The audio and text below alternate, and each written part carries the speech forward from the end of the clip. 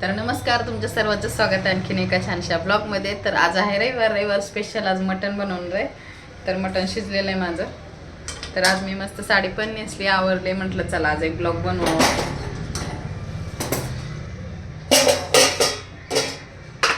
तर आता मटण शिजले. मी आता मस्त भाकरी बनवणार आहे ज्वारीच्या.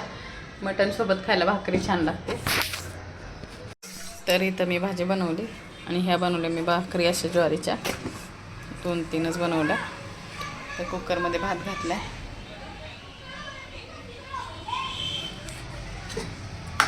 तर आज अशी रस्सा भाजी केली कढईमध्येच. आणि हे आपलं सोलापुरी काळं तिखट त्याची भाजी. बघू शकता किती मस्त तर्री आहे. एक प्रयोग करायचा. तर हे ग्लास आहे, ह्या ग्लासात लिंबू टाकलाय मी. तर हा लिंबू वरती काढायचा पण पाणी न सांडता. मग आता कसं काढणार ते तुम्ही ठरवायचं. आणि लिंबू जरा गावाकडला आहे, थोडासा जुना झाला आहे त्यामुळे तसा दिसतोय.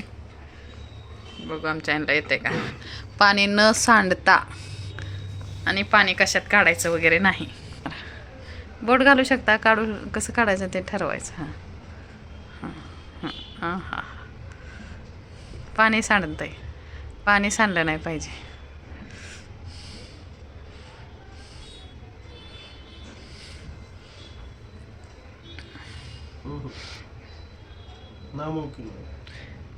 नाही, मी काढून दाखवते ना तुम्हाला. तुम्ही पहिलं काढून दाखवा.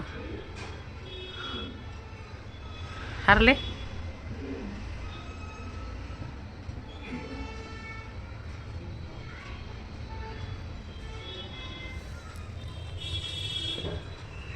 पाणी सांडतंय बघा, पाणी सांडतंय, काहीच फायदा नाही. हां, आता इथं मी प्रयत्न करत आहे ग्लासमधून लिंबू बाहेर काढायचा पण पाणी न सांडता. तर ही अशी रील मी इंस्टावर बघितली ती, म्हटलं चला आपण पण एक प्रयत्न करून बघावा. तर असं स्क्रोल करत गोल गोल करत हे करायचं. मग लिंबू आपोआप वरती येतो आणि नंतर मग हळूच वरती काढून घ्यायचा. तर मी पण खूप वेळा ट्राय केलं, त्यामुळं मला काही जमलं नाही लवकर, पण जमलं नंतरून लास्टला.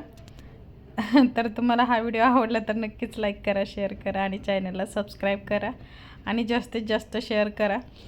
तर इथं बघा मी पण नंतर लिंबू काढला आणि आता इथं आला होता फोन, त्यामुळे मी वॉइस ओव्हर घेत आहे. नाहीतर आम्ही आमचाच आवाज दाखवणार होतो, पण इथं आमच्या ननंदबाईचा फोन चालू होता तर त्याच्यामुळे वॉइस ओव्हर घेतला आहे. आता फायनली लिंबू निघणार आहे लवकरच, बघू शकता.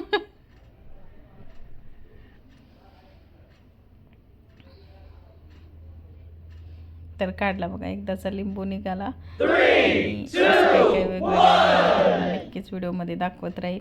इथून पुढे वेगवेगळे छान छान ब्लॉग तुम्हाला बघायला मिळतील.